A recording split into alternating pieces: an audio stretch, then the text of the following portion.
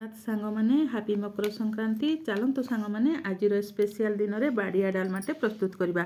डालमापाई मु gas on करके कड़ाई रे 2 कप पानी नहीं पानी गरम है से हल्दी हाफ चामच स्वाद अनुसार लुण एवं गोटे कप हरड़ डाली आड करी सहित मो पाखे जी परिवा थिला आलू सारू बैगण फूलकोबी टमाटो शिंब नहीं आप निज पसंद अनुसार परिवा नेबे। देखंतु 15 ରୁ 20 मिनिट भितर डालमाटी सिझी जाइए।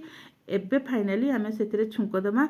छुक पाई मु नेइची सरिष तेल 2 ରୁ 4 चामच। तेल गरम हैला परे सेतिरे मु देइची 4 ରୁ 5 टी सुखिला लंका हाफ चामच 5 फुटण गोटे तेजपत्र एसबू को टिके भाजिला परे मु सेतिरे ऐड करची गोटे पियाज 2टा कंचा लंका 3 ରୁ 4 टी रसुण कला हाफ चामच लंका गुंड अदा रसुण पेस्ट आउ किछि धनिया पत्र गोटे देई ताकू भल भाव में भाजी डालमा को आड कर देछि।